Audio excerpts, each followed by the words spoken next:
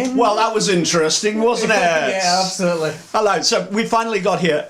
Sorry, all of a sudden, one of my screens wasn't working. It was probably my fault. I think I pushed a button I shouldn't have pressed, and everything went wild. I'm upside down, funny enough. And upside down for a little while as well. But I am Australian, so that's okay, isn't it? Everything's upside down. Obviously, I'm here with Marley Davidson, Hello. and of course, we are here to talk about Matala Moon. So what I'm going to do first is I'm going to spin. Oh, yeah, I'm going to spin. You're there. Oh, right, okay. We're going to spin the record deck. Yes, we are. Oh, if I can find it. That is... This song is called Matala Moon. Oh, it's good, it's good, it's good. Here we go. Enjoy.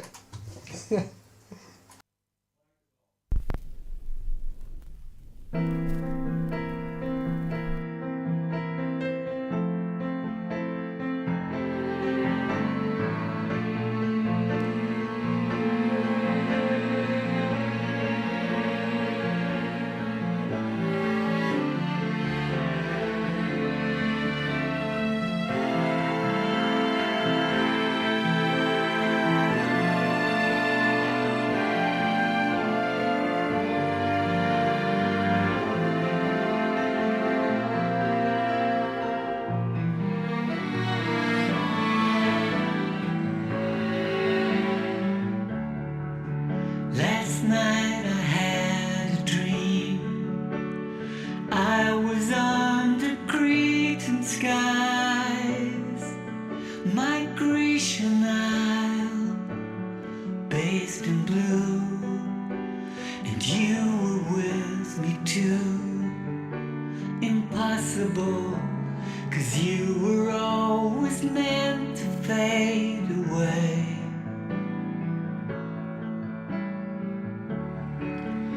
With silver and a cane, in the mermaid we will drown.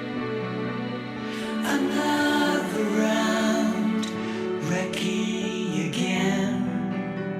We said goodbye, but then here you are, red devil standing right in front of me. Time is in my eyes.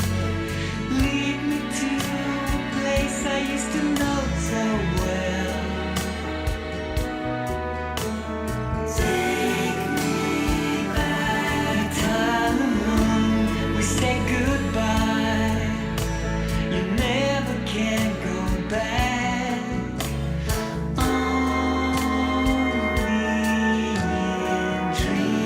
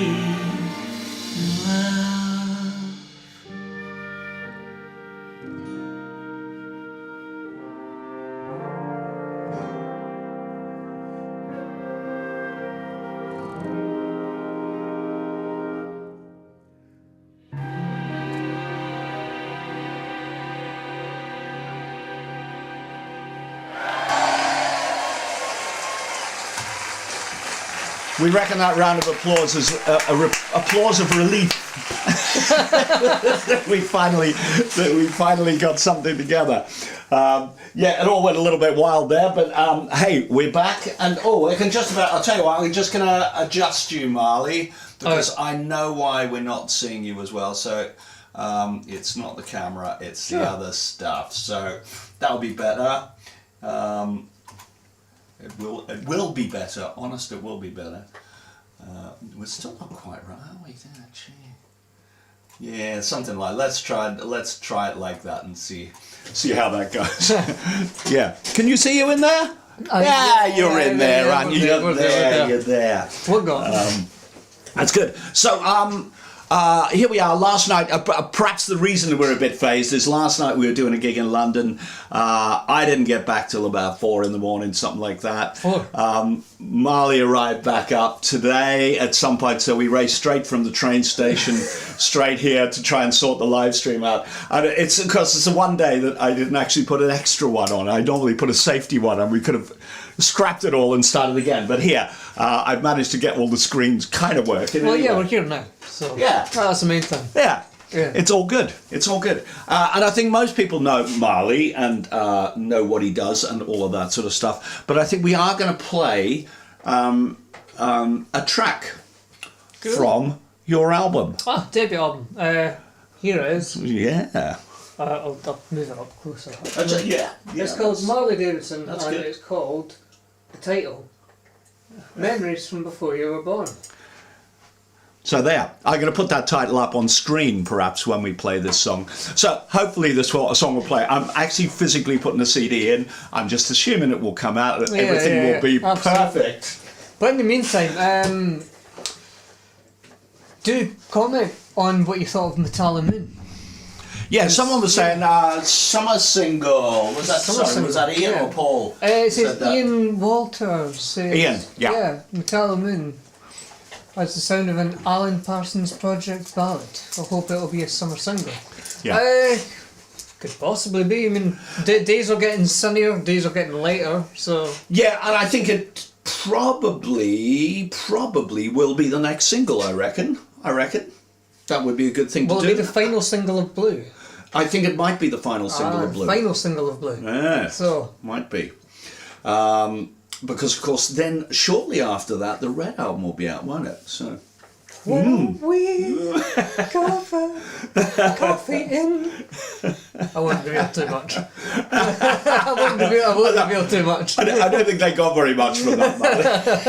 I don't think you gave away too much. If you want to hear the rest of that, pre-order the Red album. Oh, pre-order. There's actually quite a lot of people have pre-ordered the Red album, I'll say. And also, just a little bit of news.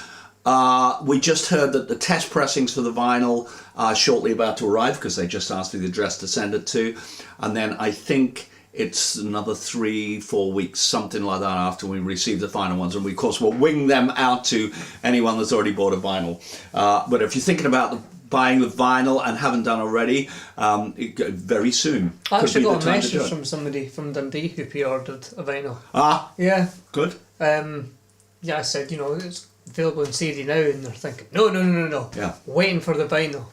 And in fact, what you heard there, what we were playing, was the vinyl mix, which is different. It has a much less compression on it. It feels like it's a bit deeper. It feels like it's a bit more present as well.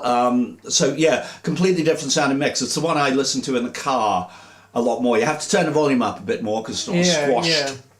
We were listening to it here, and it just sounds way more. Because it was the first time you'd heard it. And there's some things in there that I heard that I hadn't really heard before, just because it's a different sort of mix. Different sort of mix, yeah. I tell you what order we're going to do things in. I think, as always, we have a competition. We have a competition, and I'm going to stick the competition question up on screen. As you're probably pretty much aware, or maybe not all of you are aware, but there was a bit of, maybe we need to tell the story of how we wrote the song in the first place. So, Marley, you sent us a piano part, with all the chords as you hear them. There's virtually no changes. Well, there's one or two changes. Yeah, but only you would know that. Most normal people would go. Would go. No, it was literally that's pretty. one wee note that. Yeah, there was one wee note, but the rest of it's the same. So broadly speaking, he sent us what you hear here, or the piano part anyway, and his counter melody that comes in on the choruses, which it doesn't come in on the first chorus. We intentionally leave it a bit so you get to know what the first chorus is and then hear how the two work together. And then of course Marley does his chorus by himself, which is the follow the shoreline down thing. So this was just an idea. Actually, there was an idea before that, before Metalman I was working on, and I thought, because we had the idea of doing a song together, and I went away and wrote something in Dundee, and then I just felt that it wasn't strong enough, and then I sort of left it for a bit, and then initially got this melody for Metalman, and then a wee while passed, and then I was on the phone to Al. And he says, "Oh, have you got that recording yet of the because it was ages, wasn't it? It was about 3 weeks or something. Have you done that recording yet?" And I just said, I'm recording it right now as we speak. So I just rushed to the piano and just pretty much finished the whole thing. And I didn't just send you a piano. What I sent was and drums, bass, and I thought, boof. I just went like that, and then and some really bad string patches just to give you sort of just to get the wheels ticking. Just to get the idea of there should be strings on it. Yeah. And then then I say we played it to James, but actually he hadn't heard the vocal version, and he went, "Well, it's the chord sequence, isn't it?" And I went, "Yeah." I said, "But have you heard the vocal version?" He went, "No, I haven't heard the vocal version." And when he listened to that, he went, "Oh, wow, that's really something in it." He said, "But what can we do with it? Because he's already written the chorus." And I said, "No, the idea is we write another chorus over the top of it, leaving space for that voice to come out in the middle of it." And I think James sort of had gone bananas. And in fact, later on, about a month ago, he said to me, "Do you know when we first started working on this, I thought you had kind of lost your mind a little bit and that there was no way we would get it to work." Well, I mean, the chords are complicated enough as it is, and then there's this other element. Yeah. Two songs on top of each other. That's before we even got to the orchestrations bit. So anyway, when we'd done that, we'd written the bones of it, and we really hadn't done any work on it musically very much. I think we were still using your programmed drums. Yeah. But I then went and worked on some lyrics, I think later that night after James and I had written the stuff that we'd written. And then I stuck a quick vocal down because I was the only one that had lyrics and James wasn't here. And I like that vocal. And I sent it to you. And I just explained a little bit about, what it was. I said, I had this great idea about, Matala Beach in Crete. I know what's coming next. I think everyone knows what's coming next. Where Joni Mitchell was spending time with a hippie in a cave on Matala Beach. And she wrote some of the album Blue. And what was your reaction? Nah, not a fan of Joni Mitchell. Yeah, well, he didn't exactly say that. I'll cool it down a little bit. He said, "I bloody hate Joni Mitchell." And so I had to convince him that the song wasn't about Joni Mitchell. It wasn't a list of her songs or her achievements, etc. Yeah, I was expecting it was a story. Yeah, it was a story. Yeah, and then I just clicked play and listened to it. I thought, oh, this is beautiful, and it really was beautiful, so beautiful. Yeah, I know. So it was within 5 minutes you'd come back and done a 180-degree turnaround. You didn't exactly come back and say, "I love Joni Mitchell now." Yeah, I know. I didn't say I love Joni Mitchell. I said I loved the song. So, hit play and listened to it, and then forgot what I was doing. I was filling up the sink in the flat to do the dishes, left it, and it ended up flooding the toilet. Not the toilet, ended up flooding the wee kitchen sink bit, which is actually connected to the living room. And then I live above a shop, so the water sank through. The water sank through into the shop and started leaking there, and then the shop owner came up and started banging on the door. And I had my headphones on going, "The time of moon is in my eyes." And then I thought, I turns out I flooded the shop because I was in awe of this beautiful vocal melody. I didn't know that part of the story. I've actually flooded the place twice. Really? I flooded it once. Was it both because of this song? Actually, no. The second time I was packing for. I was also doing the dishes another time, and I was packing for the gig in Bath and for the recording of Metallic Moon. Yeah. And I remember it being a fairly stressful evening because I was trying to just get all my clothes into my bag, and then, you know, I had a very early train the next morning because it was like a 12-hour journey or something, and I flooded the place one more time.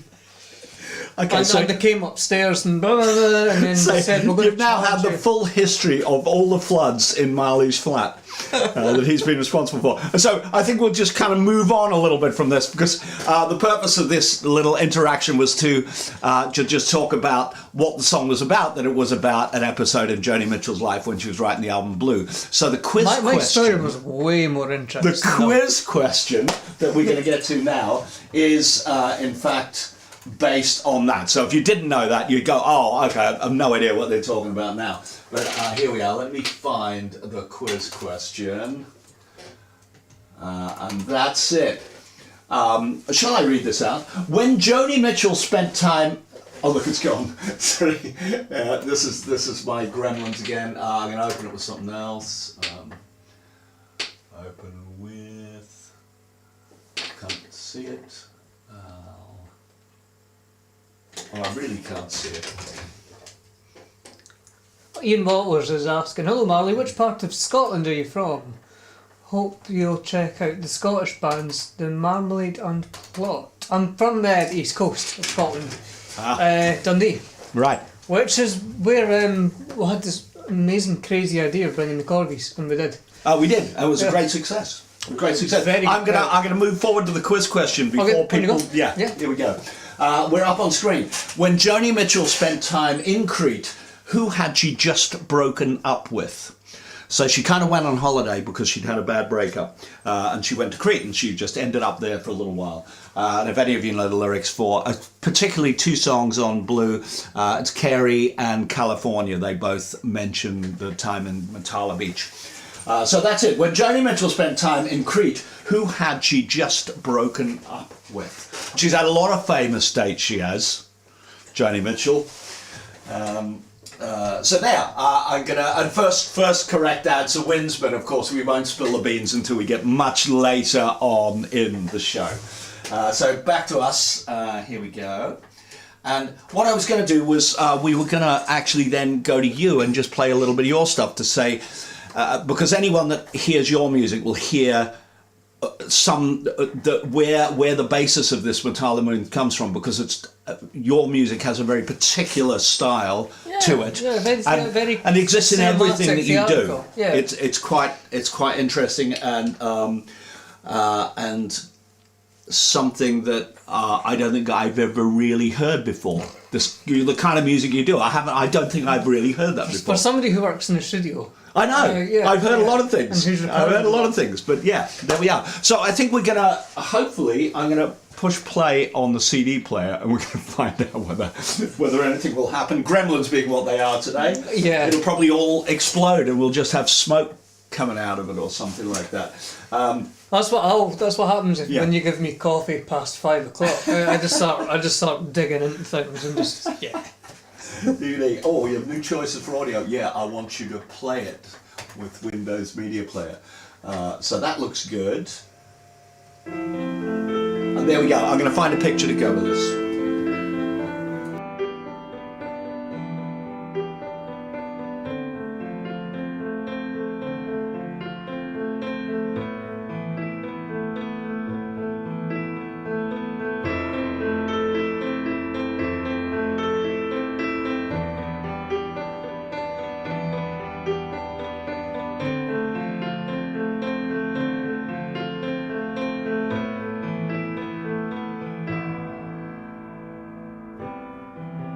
There's a secret place I know, but that's between you and me. For it's a little bit hard to find God will find it with desire.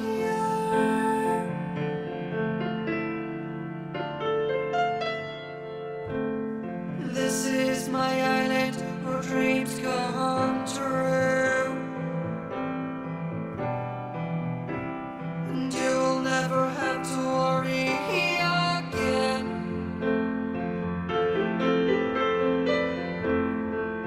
Oh, just let yourself go.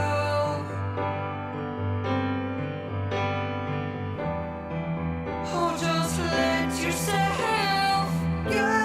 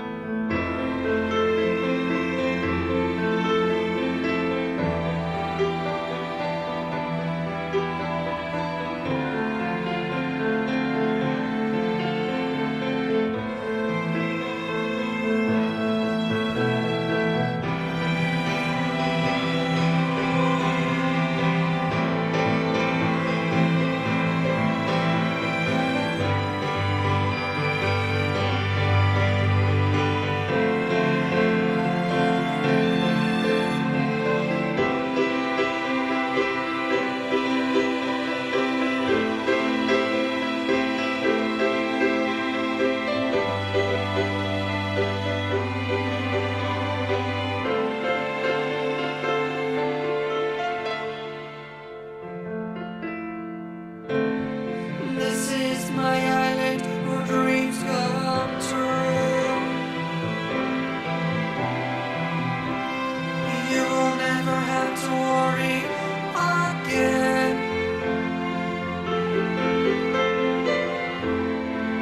Oh, just let yourself go.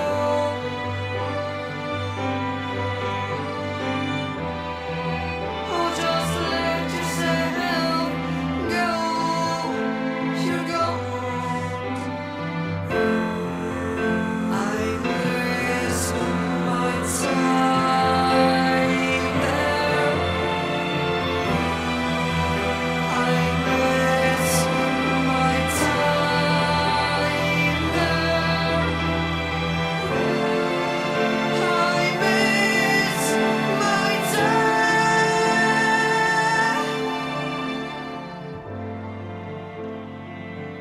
My time right there.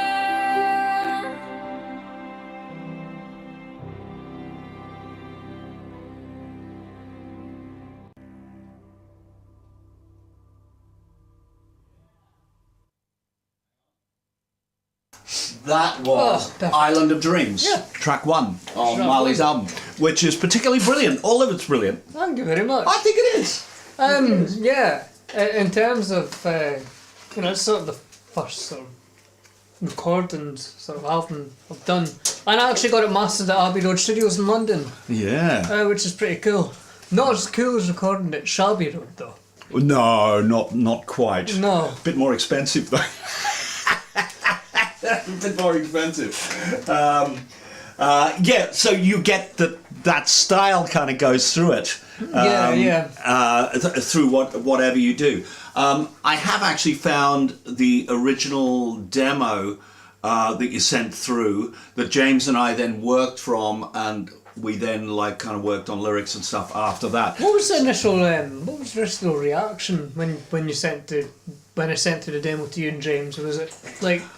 I said, I think this is really interesting, and I think we could do something really interesting with this. And I particularly liked. I think we changed a lot of the lyrics you did because we're trying to get it to fit the story. Yeah, mine was just a mopey love song to begin with, to be honest. I particularly liked. It's the closest thing to being in love, which of course is the thing. Yeah, I remember you saying that on the phone. That it's always finishes the chorus. It's like, Marley, we're going to get rid of all your lyrics. I'm like, I'm happy with that.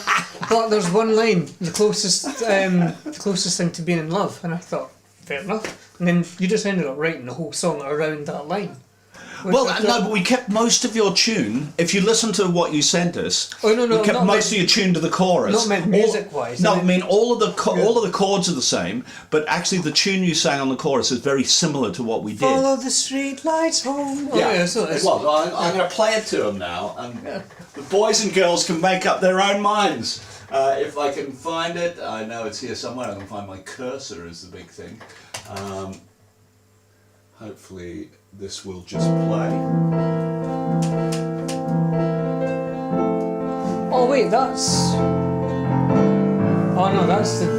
Second, Do you reckon that's the second version? demo? Yeah. Is it now? Because that's my Korg. Okay. Did you do a second demo? Yeah, because you see, you asked me to do piano only. Right, got you. Because I sent you all in a winner. I'm going to spin it forward and just see what's here. Yeah, you're right. You're right.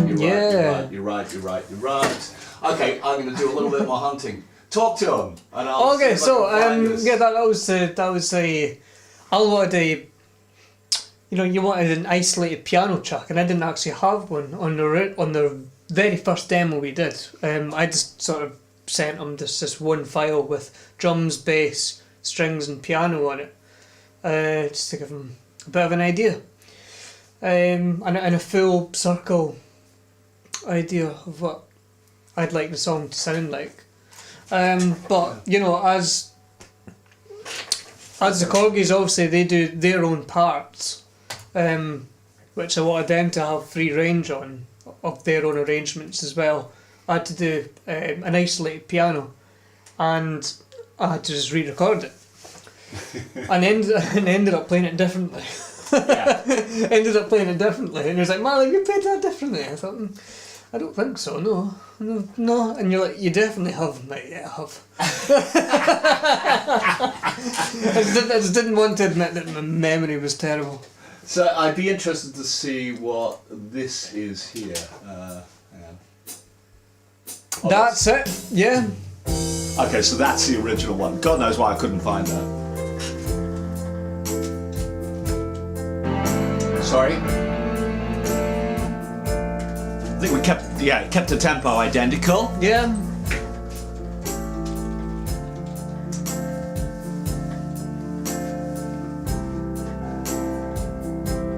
You only use that drum sound to keep.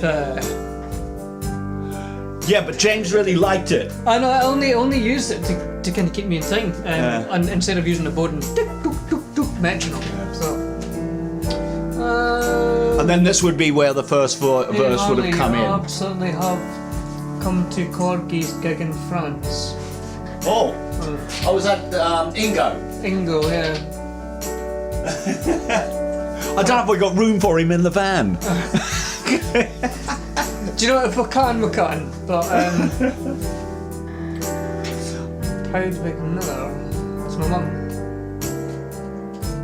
Okay, so I'm going to spin that forward because that is just the verse without the verse on it. Yeah. But here is what you sang on the chorus coming in somewhere near here.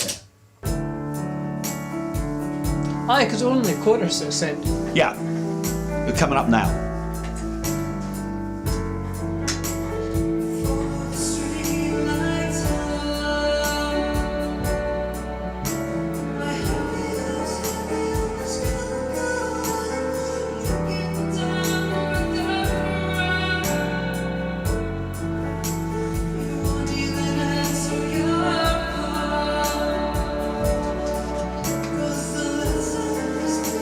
Very spacey. Isn't it?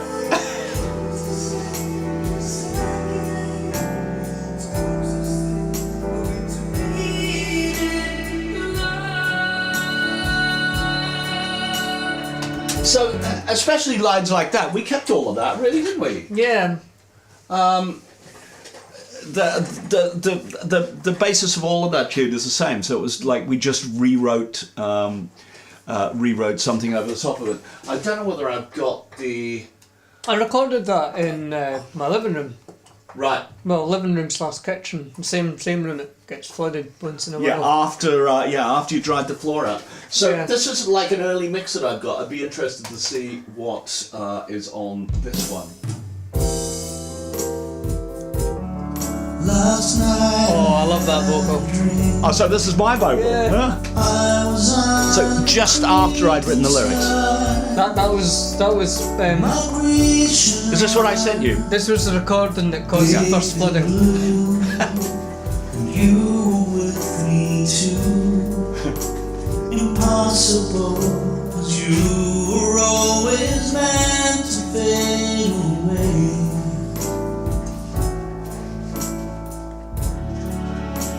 But sooner I Were they your strings? Or were they my strings? No, these were your strings. All right, I okay. on the chorus. Yeah, but they were still fake ones at this point. Yeah. Rocky again. We said goodbye then. I love your tail ends. There again. Devil standing right in front of me. Oh, lovely. The color moves in my eyes, lead me to the place I used to know so well. Oh, so this is your original counter melody. Yeah. The color moves say goodbye. You never can go back. Only in dreams. But it's the closest thing to being in love. So yeah, there we are. That Yeah. was just after I just rewritten the verse lyrics. James had already sung the chorus because we'd sat in the same room and just written the lyrics Was and it all you of that who together. did the being in love? No, it was James. No, it was James originally. And he has a really kind of pinched, really pinched voice. Obviously, there's a different recording on the final version. But I don't think it is. I think it's the same. I think Danielle doubled it. We didn't use very much of it because we thought that her voice softened it a little bit too much. And it needed to pierce through. Yeah. Which it certainly does, doesn't it?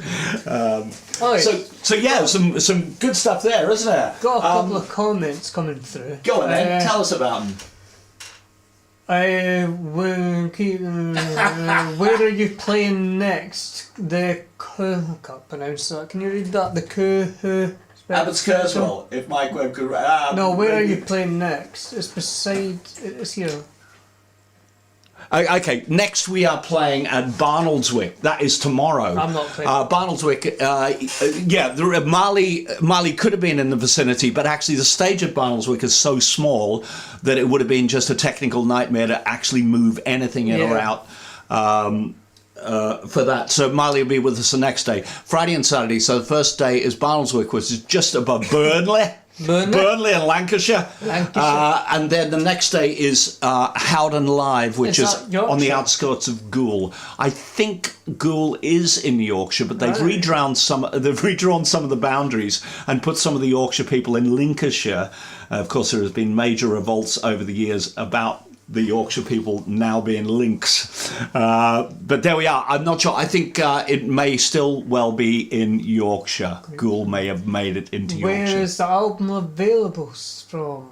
Right. Where is your album available? Well, your album is available from Korgis gigs because we have Korgis some gigs. have some Korgis gigs. Well, it's also available on Bandcamp. Now I've got a postcard here, and if you flip it around, there's a QR code. So just go to www.marleydavidson.com/bandcamp, or is it bandcamp.com/marleydavidson? Maybe what we should do is we should put a link on the Korgis website with that QR code on it. Right, okay. And then that way they could hit the link, or it might even not even need the QR code. We'll just hit, or even better, come to a Korgis show where I might be there. You'll be and get a CD in personally person. able to sell it to them. Yeah.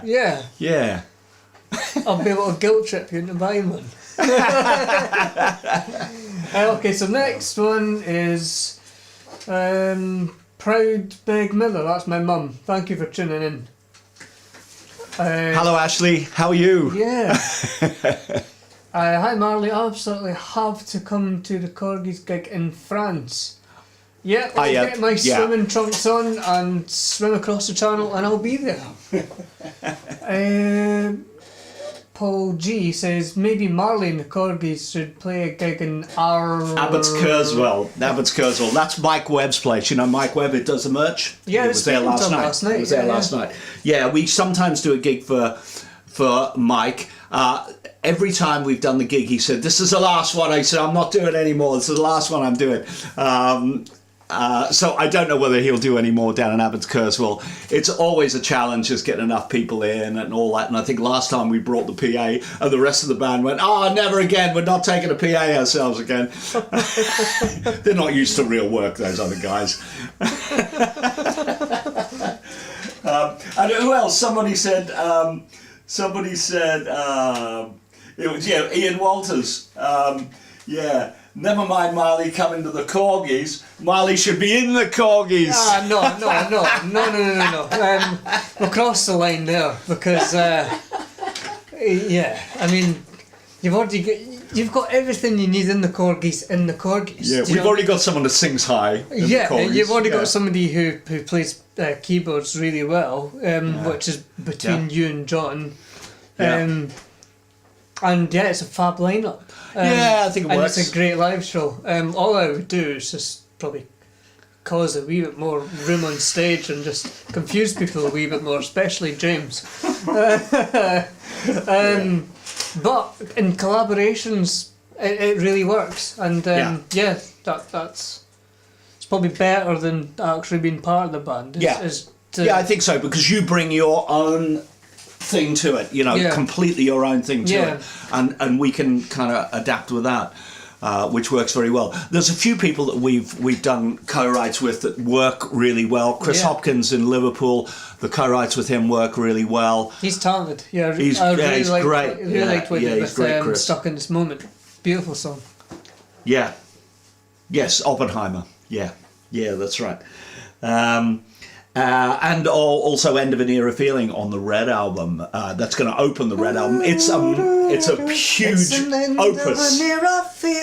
It's a huge opus that starts it. I think when we were writing it, someone said, "Are we rewriting Abbey Road? That big medley on Abbey Road." We're just going to keep going for the next 20 minutes. It isn't quite that long, but it has got a lot of sections in it. It's a really interesting piece. I really liked Under a Full Moon. Under a Full Moon, these guys don't know, so there's probably no point in talking about it too much. No. But as a song, it's kind of a Brazilian, South American thing. In fact, I wrote the chorus while I was in Sao Paulo in Brazil for New Year's Eve, around '98 or something like that, and eventually finished it off last year. Finished off the verses last year, and then James came in and we wrote a middle eight together for it that was completely off the wall.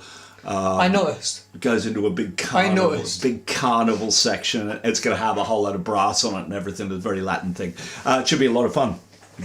It sounds so good so far. Yeah. I really like it.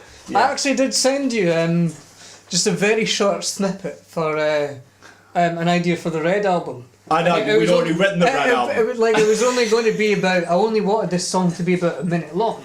Right. That was the initial thought. And the lyrics were, I was going to title the song Ununited Humans, and please can we, lyrics were, please can we try and leave the sadness behind. Right. So please can we try and leave the sadness behind and love like humankind. Okay. Well, maybe take care of this earth. Yeah. When we originally were talking about Ununited Nations, it was originally going to be one Korgis album and one of my albums. As we wrote more songs, it obviously became two Korgis albums. But I got to say, there's still enough songs left over, possibly for me to do a mop-up album, which is the rest of Putin and Trump the musical. Of which there's at least another two songs that I've written for that. There's a song of mine that James has done a vocal of called "Thinking of You," which is a really short song. It's about 2 minutes long or something like that, with just kind of guitar and strings, and that's beautiful. Is it along the same vibes of You Haunt Me? It's similar in a way. Yeah, it's similar in a way. Yeah, I think you'd like it a lot. I'll probably I'll play it to you later. Brilliant. There we are. Cannot wait. There we are. And there's some other things lying around that you know could make that. We'll see how it goes. Yeah. It's like whether there's an appetite to buy 2 Korgis albums and an Al Steel album in quick succession. Maybe I'll leave it sort of 7 or 8 months or something like that, and we'll see how we get on with it all. Yeah. Absolutely. Shall we have a look at the orchestra? Shall we have a look at the orchestra? Shall I put this up on screen? Yeah, I'm move this mic around a little bit here. First time that I've actually heard the stem cells for just the orchestra. Right. Okay. So I'm going to stick it up on screen. We'll leave the mic on here so that we can see what's like looking around. Where are we? Down here. So orchestra stuff is generally all these purple things are strings, and then the orangey things underneath there are all brass, and the woodwinds are underneath. I used the same format on this band that I used on Elaine Gilmore's album, Paul Love Smith's is the wife. answer. Yeah, Love is the Answer, in the fact that it's a 6-piece horn section, so you can either have 2 trumpets, 2 trombones and 2 saxes, or those 2 saxes can go and play woodwinds. In this case they're playing flute and clarinet, which gives us a bigger kind of orchestral sound.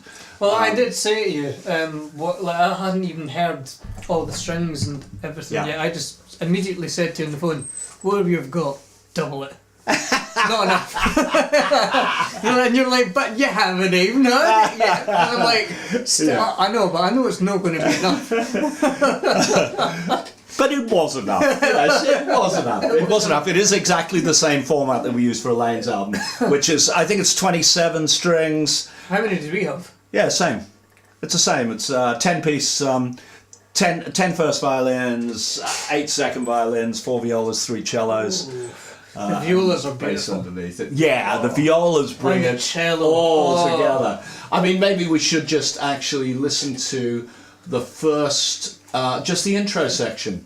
It by itself would be enough to kind of give you the idea of how this sounds, but maybe then we'll move on and look at one of the other sections. Choruses. So this is the whole. There's one more thing I need to solo here, and it's it's not. No, it's not. I think it's good. So yeah, this is the intro. Is this without the piano? Or? This is without the piano. This is just the orchestra. So I think there's the first bar where they don't play anything, and then they start like this.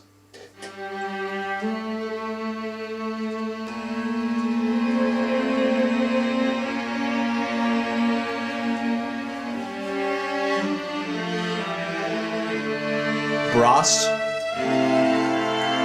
and flute, clarinet. All builds up. Yeah.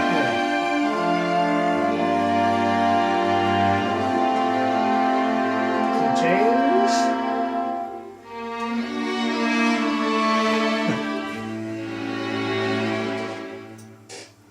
And I initially did have another chord that finished that off, but James liked the idea of the first note of the piano just starting the verse. So that was all a homogeneous kind of sound. As the song went on, I made it a lot more episodal. So brass will come in and play a bit, woodwinds will play a bit, strings will play a bit. Let's just see what this is like. The next entry is verse 2.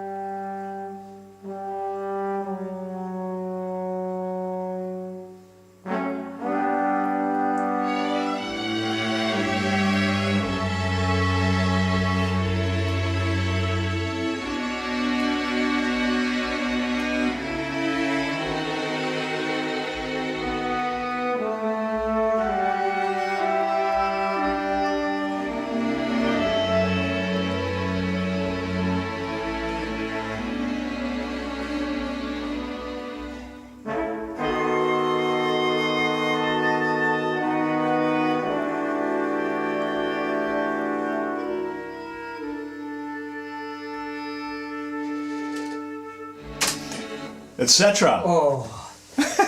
Oh, So it's pretty nice. Now, funny enough, there's a couple of things that were taken out there because James wanted to thin the texture out a little bit, but I'm just going to put them in. This is what that the second bit of the verse would have sounded like with the three horns in there. Oh, okay. So just one trumpet and two trombones would have been more of a section.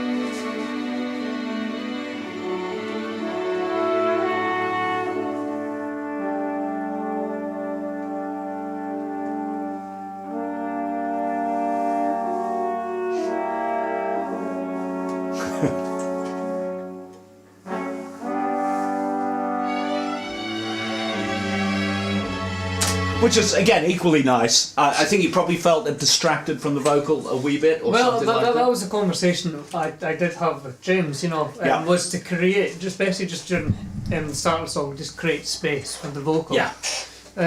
Which is why we even sort of turned the piano down. Yeah. We did a couple of mixes and, as much as I like hearing the piano in it, I felt for the song, it would have been for the best of the song, just have the piano down a bit and just really. And James was feeling the same thing. He wanted to just bubble around in the background without it being the focal attention. Because we had the orchestra there, the orchestra could really carry it for a lot of it. There's a kind of strum and acoustic guitar in the background. Again, if almost everything drops out, that's still, the chords are still there. It's almost like the piano's part of the orchestra, which was definitely the sort of thing we were going for. Yeah. I'll tell you what, I'm gonna find the solo section, and I'm actually just gonna put the bass in because there's a bass solo. Now we never do bass solos, but here's a bass solo. What do they say? There's an old joke which goes, as the drums going through and they're going, oh, when drums stop, big trouble, when drums stop, big trouble. And this little poor scared guy goes, what happens when the drums stop? What happens when the drum stops? And they go, bass solo.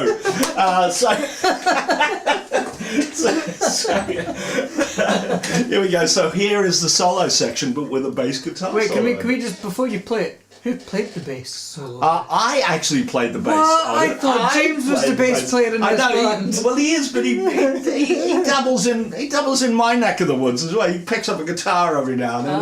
Then he picks up keyboards every now and then. So, we're not actually precious about who plays what. It's about just having a good idea. If it's a good idea, we go for it. I talked to him about redoing it, and he said, it explains why I'm on this album. It's like, we'll get somebody else to write a song for us. Here we go. So here's the solo section with the bass solo.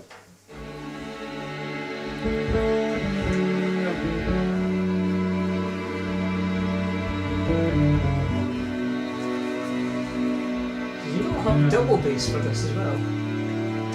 We didn't put it in because it was real bass.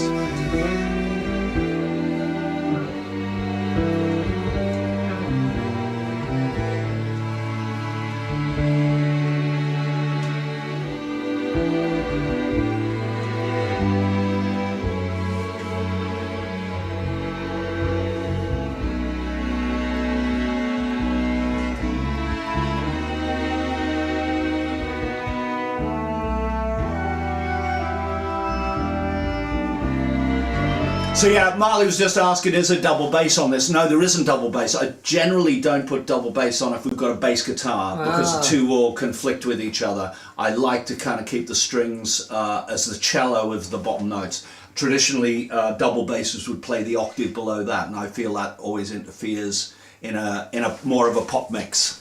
So I like to keep them a bit lighter. Marley, shall we get to hear Stars? It's an incredible piece. But you can hear it live if you like. A gig. I thought you were going to play it for us now. No, I'm afraid we can't.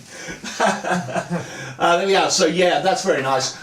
The other huge section in this song is the middle eight, is where the strings really kind of take over everything. So let's just hear what they do there.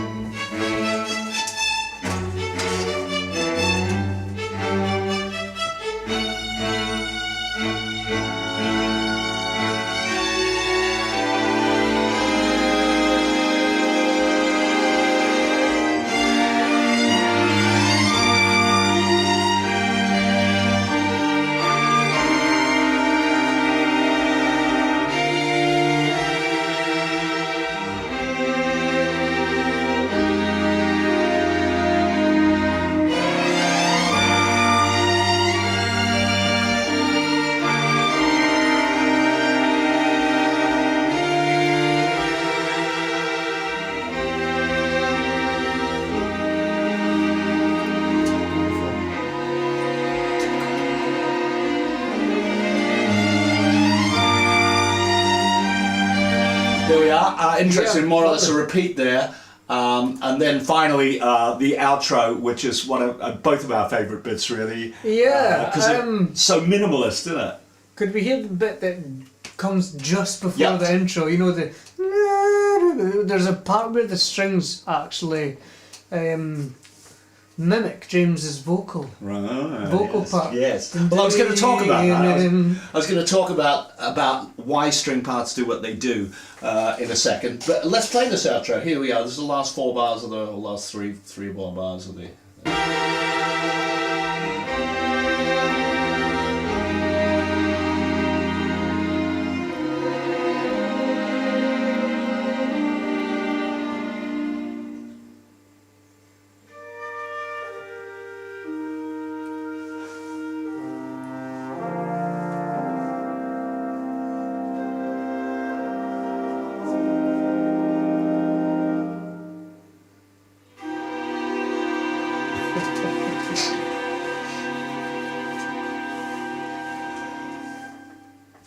Yeah, so we love that. That's all pretty nice, isn't it? Nice thing. So essentially, what I was doing, Marley was doing chords, and sometimes with the horns, I was taking those chords one stage further, and just making it a little more. A few more crunchy notes on top of the ones that he'd already put in, and God knows he'd put in enough of crunchy notes to begin with. So that was great to have those fab chords to begin with, because you've already got a really interesting bass, and you think, well, how can I just tweak that and make it a little bit more? So it's kind of interesting. Can I ask just a quick question that'll probably, hopefully, develop into a long story from you? Now, I believe that you wrote the arrangements for this, orchestral arrangements in America. Now, did that have any influence? Any influence of being in America? Did it spark any different inspiration? I don't know if I did. I probably there are certain things certain arrangements that I do that I do definitely pull in an American feel from, and especially sometimes images of New York and stuff and skyscrapers and things. I kind of have that mental image, but I don't think I did in this. I just always felt this was really warm and nice, so I just went with what I would normally go for, highly influenced by Mahler, his lovely orchestrations that he did everywhere. What I was going to say about string arrangements, and this is a common misconception sometimes, is people go, well, you just play the tune, don't you? And particularly, I hate when people do that. For instance, I hated Titanic, the score for Titanic, because James Horner just kept writing the tune for I Will Always Love You, and I just heard it coming back again and again in octave strings, which I hate as well. I hate strings playing in octaves, playing the tunes in octaves. It's a cop-out for me. Never liked that. But anyway, the way that I always perceive that you should write any kind of melodies is they should be counter melodies. They shouldn't be the tune. They should be tunes that work. If you were going to play an ad-lib or something that was in between the tune, it wouldn't be the tune because it would get in the way. So you would hear the tune and then play other things that worked with that, and that's what you do with strings. But then you can take, for instance, in the chorus where we've got the dang dang dang dang dang dang dang. Well, I went a stage further with that, and I went dang dang dang bang bang bang dang dang dang bang dang dang. It's a lot more subtle than what you're actually describing. Yeah. So, but would you have wrote the same score here compared to America, or was there just? I don't know. Or was there just the sunshine that just made everything a little bit more? Well, the problem is whenever I write these arrangements, I'm not in the sunshine, because sunshine and computer screens don't work. You can't see the screen. So I was always in a darker room when we're doing it, and it was hot. They were having a heat wave in Seattle when I was out there. It was massively hot. Al likes to be in a dark place when he does. No, I don't actually. A dark place internally when he does orchestral arrangements. I would have preferred to have done it in the sun, quite honestly. But they haven't made the screens that work, that will work in any environment. So you just can't see the screen. So you have to be in a darker place to do it. Wow.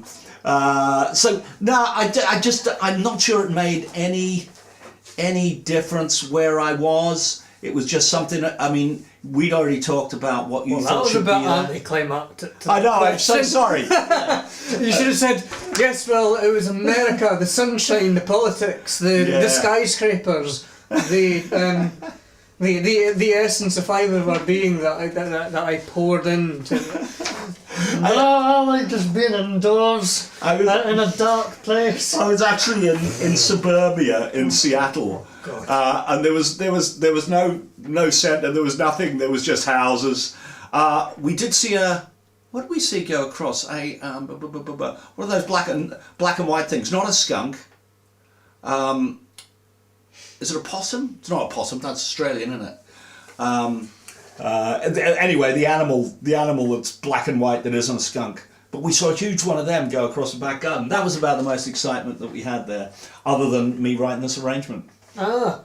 But we talked about what the sort of sound you wanted from it, and you wanted it to be that big kind of Burt Bacharach thing where it was all lush and sounded really nice. So. Yeah, well, but was it these words I used, or was it I want to buy a yacht? In Morocco, not Morocco, no. Was it starts with Monaco? Monaco, that's Monaco. Where I just sit there with a pipe and just go.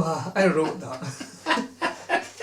I don't even smoke pipes or anything, or I don't actually smoke. So. But you could take it up if you owned a yacht, Maybe one of the bubble ones. Right. Yeah. Yeah. Nice. What was I going to say there? Well, James and I talked about this, and we'd always thought, it's going to have strings. Yeah. And that's where perhaps I would have stopped and gone, yeah, it'll be lovely, put strings on it, it'll be great. But it was you that came back and went, I've just heard Elaine's album, and I want it to sound like that. I want it to sound big and orchestral and everything. I want everything in the world fantastic. on it. I loved it. Yeah. So, yeah, we went a bit further with it, and it worked very well. Worked very well. So I think that's really good, isn't it? Yeah. I tell you what, we haven't gone back to the competition question since we did it. So let's just go back. We'll just chuck it back up on screen for a second. Just remind people what it is. See if there's any more guesses coming in. Oh no, we haven't told him. In fact, I haven't actually told Marley what the prize is. But we could show you what the prize is. The prize is one of Marley's CDs. In fact, this one's right here. There we are. Yeah.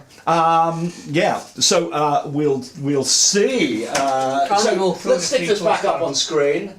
Sorry, I'm going to need to get somewhere back where we are now. I'm not anywhere near where I need to be. Here we go. So, quiz question. Quiz question. Oh, it's probably going to disappear again, isn't it? Bound to. Well, I'm going to stick the screen on and we've had, yeah, it's just disappeared. Let me open it with the other app. Open with. Oh, look. It's like, this is all the technology is defeating me today. And yesterday at the gig. I don't mean that to be a dig on anything. No, but it was one of those where everything was going wrong, yeah. Well, no, not everything. I like... Everything on my side of the stage was going wrong. It's a typical Korgis gig. Everything's just all over the place, but it just comes together. Comes together? Yeah. Hopefully at the right moment. No, but it just comes together anyway. Okay, so the quiz question. When Joni Mitchell spent time in Crete, who had she just broken up with? And it was a particularly messy breakup as well. It was not an amicable breakup. So there we are. So any more? Nothing else we need to go back there. Lots of people saying lots of very nice things about the song, so that's good. We love that. So we'll come back to the quiz question very shortly. Is there anything else we need to pick up from Sonar? I mean, we've already heard your piano track Yeah. and stuff. We could show. I mean, them the some vocals. live. We could just. What you want to do it live? No, but we do have some live footage. Oh, yeah, of course we do. We've got live footage of Well, I'll tell you Metallica what. and I'll tell you then what. Just before we do that, let's Oh, yeah. grab Sonar back up because Oh, yeah. I just wanted to play all of the vocals together on that chorus. Okay, that's so brave. all of That's them together. Hopefully, I can solo all of these at the one time. 2 seconds. I'm going to stick it up on screen because this is kind of always interesting. Here we go. So right at the top here it says Al. So there's a block of 6 vocals from me there. The next one down is John and Danielle. There's a block of what looks like 12 vocals there. There's another block underneath that. That looks like another 12 vocals from James there. Underneath that we've got Al lead, Dan lead. John says, already have your album, Marley. And wonderful it is. Ah. Brilliant. Can I ask, when did you get my album? Ooh. See, if it was last night, I'll be really embarrassed. Melbourne, I think. Oh, do you know what? I guess it- I could possibly come back there. Yes, and it's Melbourne. Yeah. Well, actually, we need to reschedule a gig there. Sorry, I'm still hi James, final lead vocal, double. I James love Melbourne, harmonies, actually. John harmony, Marley lead. So there's a lot of vocals here. Marley lead 2, so every now and then he will double stuff. And I think that's the end of it. So I think this is what it's going to sound like. Oh yeah, sorry, Marley's going to get us more coffee. Might be a bit cold. You might need to heat it up. Alright. Anyway, here's what the vocals sound like. This is just leading into that last chorus. Oh, sorry, I think I've still got orchestra on. Let's turn the orchestra off. Orchestra's never a bad thing. Yeah, no. Oh, you've already heard him. Time for him to shut up now. Here we go. So yeah, vocals going into the last chorus.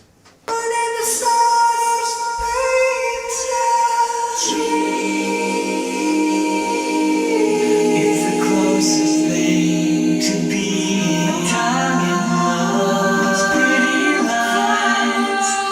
Showed me to the place I used to know so well. Take me back, diamond, your devil smile. I thought I could erase only in dream, but it's the closest thing to being in love. There we are. So you hear the breadth of the amount of Oh, vocals James, are on that was beautiful. there. Yeah, it's pretty nice, isn't it? So that's very good. Yeah, we have a little bit of footage of us doing this live. Marley and us doing this live last night. The sound's a wee bit ropey. I might be able to make it a tiny bit better as we go. So this was our demo.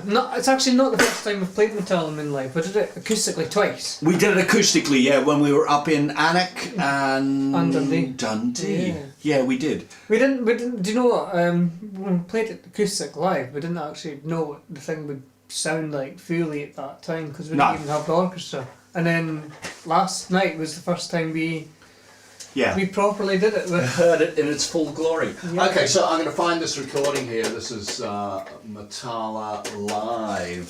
Stick that up on. from last night in London. Yeah, I'm not going to stick it up on screen, but I'm going to turn our mic off.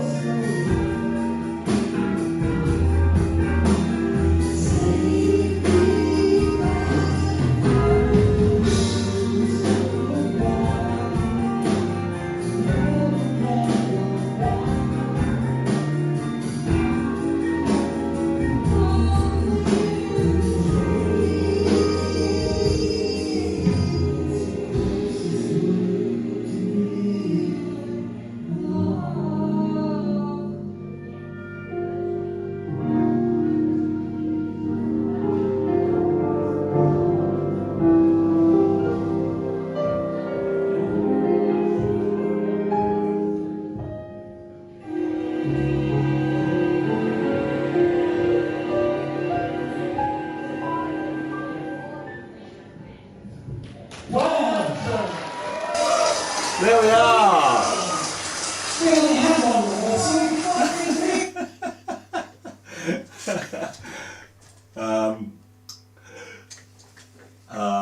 Do you know what? I don't think we showed any of that when we were doing it. I think it was seeing us, but they heard it anyway. That was from last night. Great gig. Oh, amazing. Good gig. Do you know what London crowd? Wow. Yeah, they were good. They were enthusiastic. They were on it. Really And a lot of people who didn't really know what the Korgis did, didn't know what Marley did, but they loved you. That first set, yeah, they loved you. Yeah. Really appreciate it. I've had so many people come up and said lovely things at the end of the night. It's good to actually go on stage and finally have a piece together, because you know, and it used to be just that I'd come up and do a bit of everybody's got to learn something. A bit of everybody's got to learn something. And ruin that for everybody who want to hear James sing it. So technically, Ian, who was here earlier on saying I should be a member of the Korgis, I was for one song at one point. Yeah, that's right. Yeah. And perhaps the next single. And perhaps the summer single. Yeah, perhaps the next single. Okay, so just before we hit up the competition winner, news. There's always some news. I think the regular ones. I think we've already said gigs in Barnoldswick tomorrow, and then Howden Live just outside Goole. So that's up in the Yorkshire district, Lancashire and Yorkshire.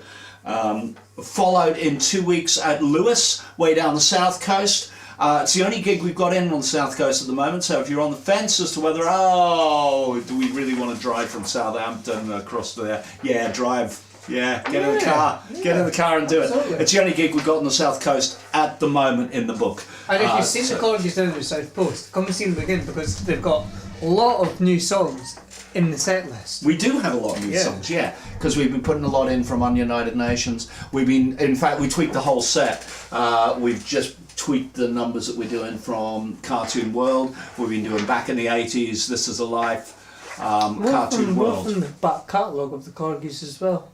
Yeah. We just reinstated Dumb Waiters into the set, which is very nice. And everything that pleases the Stackridge.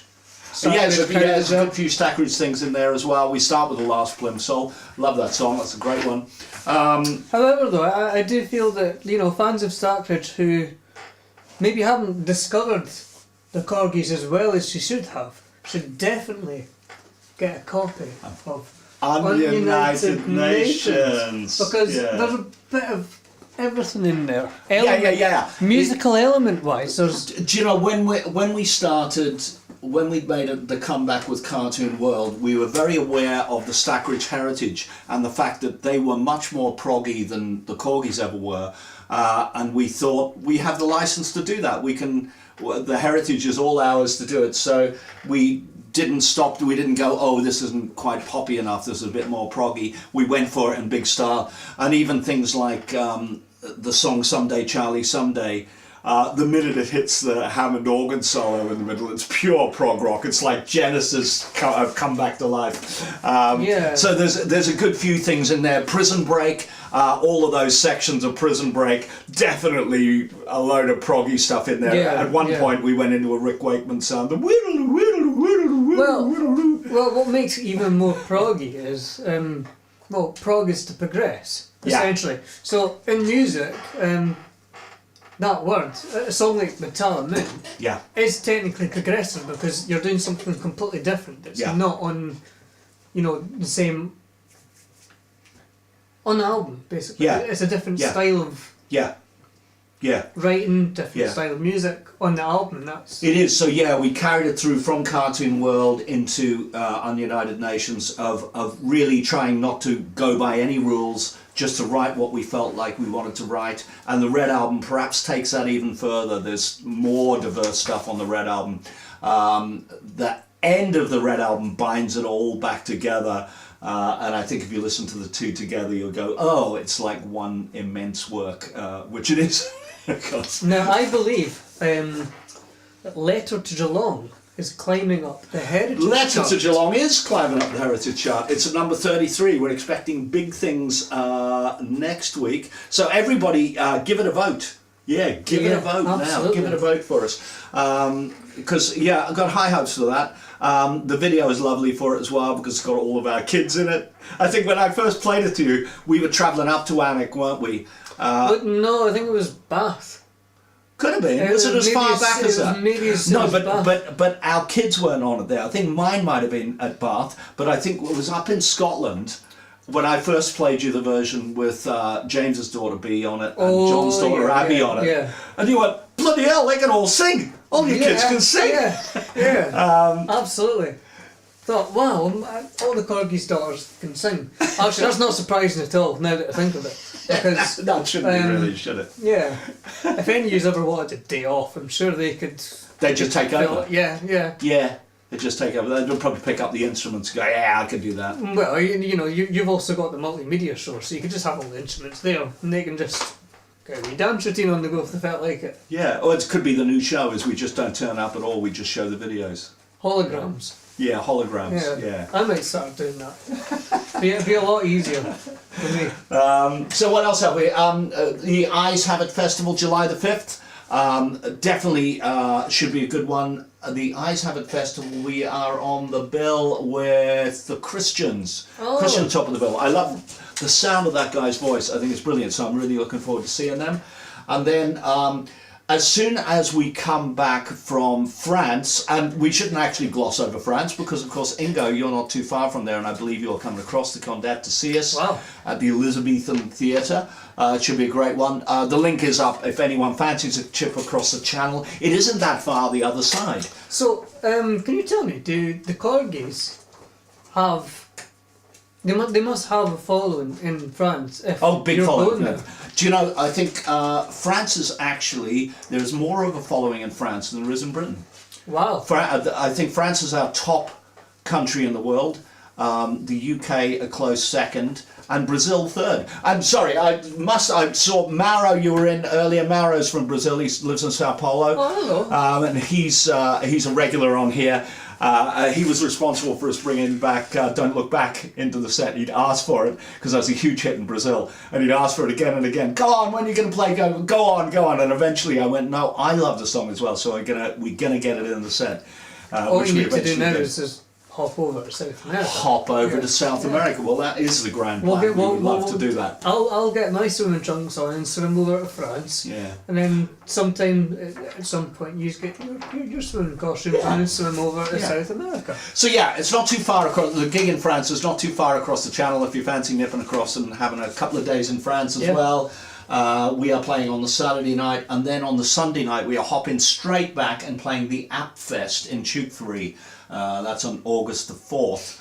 I don't think the app is like an app as in a computer app or a phone app. It's the Apple Fest. The Apple Fest. The Apple Fest. Which around that place, maybe it's a big apple growing country, an apple growing bit of the country, I'm not sure. But that is going to be on August the 4th. And top of the bill there is Nick Kershaw, which will be lovely. So we're on just before Nick, but we're in a different place because he needs quite a bit of time to set up. We need quite a bit of time to set up. So I think we're in the big beer tent that holds 2,000 people or something like that. And then he's on the outside stage. So we're safe from the rain, and Nick isn't. What was that song by Creedence Clearwater Revival again? The rain. Have you ever seen the rain? Yeah. And our good friend Peter Barton, who is the proprietor of the club in Bartleswick, tomorrow is the vocalist in the Creedence Clearwater Revival group called Clearwater Creedence Revival. But they are astonishing. I saw them last week, and he is a monster vocalist. And he just really grabs the whole thing. It's one of those bands that really do not need multimedia because he is such a larger-than-life performer on stage. I mean, he's a big guy anyway. He's got long hair. They've got a fan on stage, so his long hair is blowing in the wind, and his big beard is blowing in the wind as well. Getting caught in his guitar and everything. And just from the first note that he sings, and they start off with Proud Mary, it's like, if you go down under the river, and you think that's the first note he sang, and he keeps that up all night. He's just Wow. amazing performer. And yeah, we went to see him, and there was 800 people in the audience. You'd think a guy with such a stage presence, for his own venue's got such a tiny stage. You'd think, Yeah, he probably can't play his own venue because he can't get on the stage. yeah. Yeah, that's right. But yeah, the Barnells Week is a great club. I don't know whether we'll catch up with him or not at some point. I know he's on tour, so I don't know whether he's okay. in the vicinity or not. That'll be great. Scotland, we are returning. Well, We he is- definitely oh, yeah, are. I am too. Yes. So, yeah. Yes, we definitely are returning to Scotland. Glasgow. First time and Glasgow and first time Edinburgh. Edinburgh. Yeah. Which should be good. When is that? That's not very long, is it? That is the 26th in Oh, yeah, Edinburgh. yeah, of course The it is. 27th in Glasgow, and that's in April. Yeah. Yeah. Come along, make the trip. Yeah, that should be a good one. Okay, well I think we're close, aren't we? Is there any more questions here? Anyone needs answering? Sorry, I haven't been keeping up with it. I will. Yeah. Any more cues? Oh yeah. The Korgis had a number 6 in the Netherlands with Rover's Return, and number 1 in Spain in '81 with Everybody's Gotta Learn Sometime. Yeah, Everybody's Gotta Learn Sometime, of course, was number 1 in a few different places. I think it was number 1 in France as well, and certainly it was. There's a lot of interest still in the Netherlands. But in Germany as well, even though Everybody's Gotta Learn Sometime wasn't such a big hit in Germany. But there is still people out there who are buying our stuff. Ingo being one of them. Thank you very much, Ingo. Ingo's actually a personal friend of mine. We hung out in London for a little bit. We went.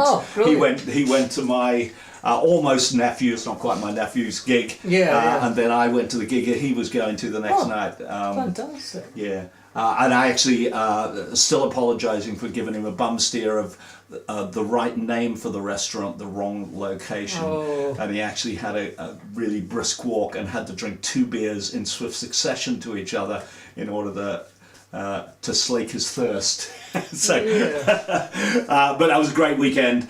Looking forward to seeing you again in France, Ingo. Speaking of live, we had this brilliant conversation of world's your oyster, and it turns out the Korgis are just, massive everywhere. Yeah. Possibly more than the UK. Yeah. And so I'm saying, let's buy like a dinghy and we can all just go on tour. A row around the world. Yeah, and just duck customs. so that we don't.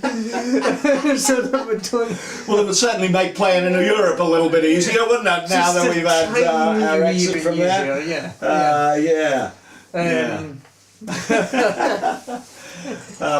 I'll tell you what, so shall we actually announce the competition winner, because there is a competition winner. Is there? Do you want to go right up to the top and just have a final check, because last week we messed up the winners on this. Okay, now does anybody want to get their last questions in and the competition answer at all?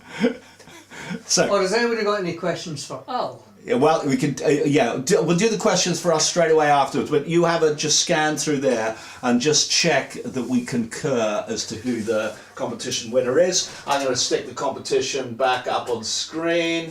I'm going to do it the right way this time, as opposed to the wrong way. Open with somewhere here. So hard. There.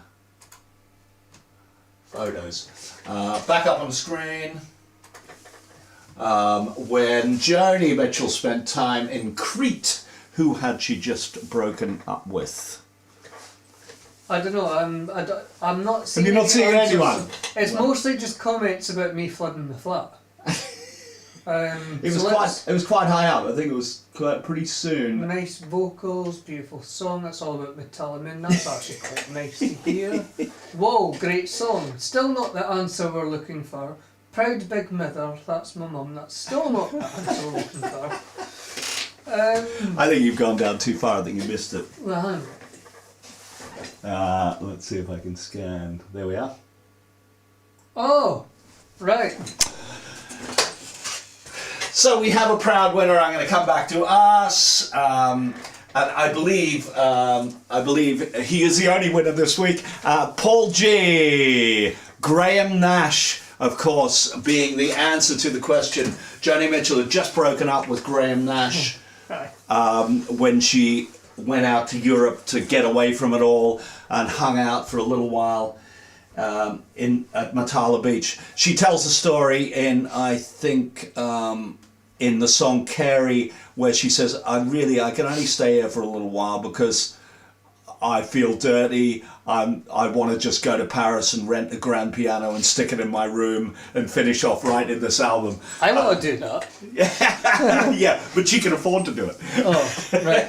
She can afford to do it. Well, yeah, I mean...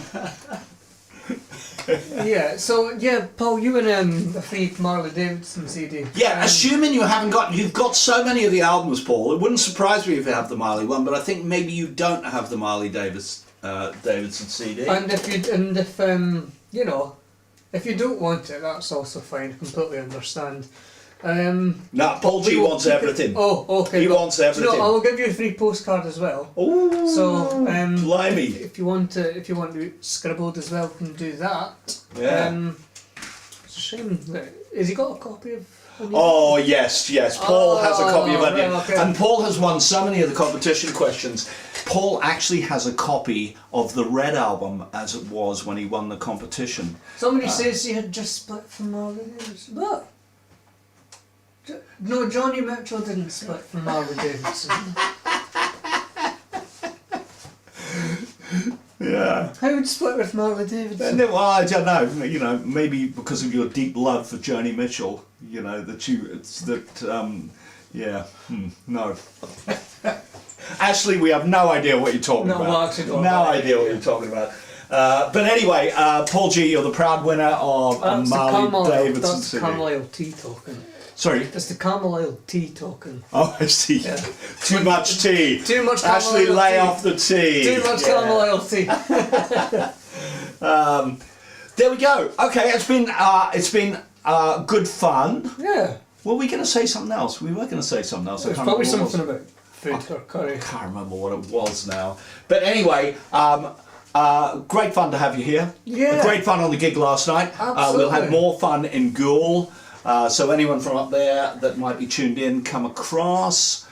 And I think we are gonna play out with the brand new video of Matala Moon. Woo! Now it's a tiny bit of a cop out because some of it is just my family holidays when we went there, but it was a bit of a pictures of Alan and his family. Yeah, it is a little bit. Yeah, it's a little bit like that.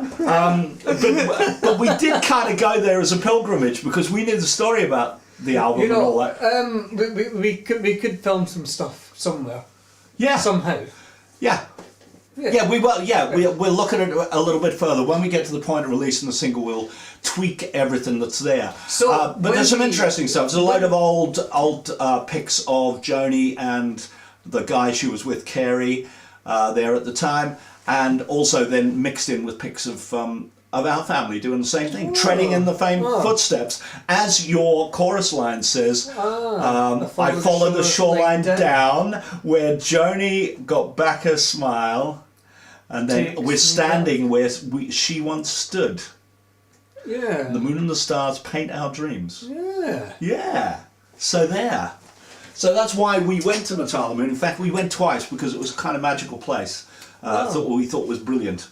We were kind of trying to search for where the Mermaid Cafe was and all of that sort of stuff. But anyway, thanks so much. We're going to leave you with... One more thing, Al. One more thing. Okay. Which one so more thing? when we get to releasing this single, what we'd really like, me especially because I want a boat in Monaco, is to get this song to #1 and just about every other chart you can find out there.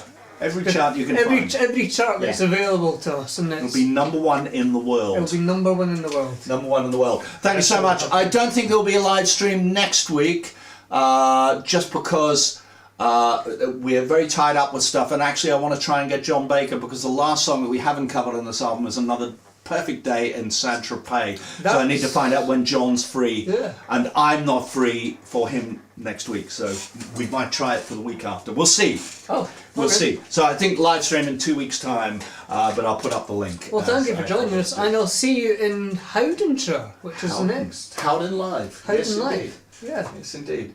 And here we go. Matala Moon, the hot off the press video. Bye. Bye.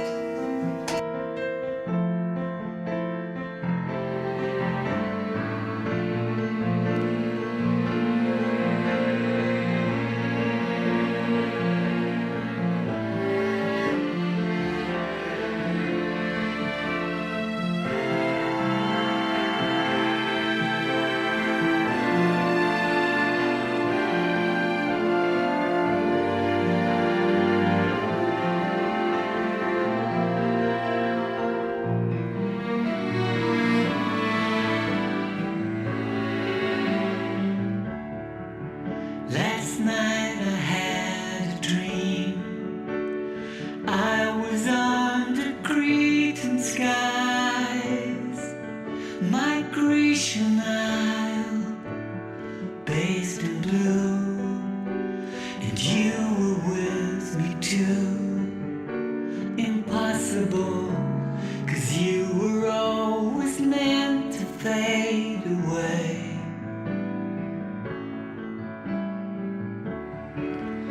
With silver and a cane, in the mermaid we will drown. Another round, recce again. We said goodbye, but then here you are, the devil standing right in front of me. Time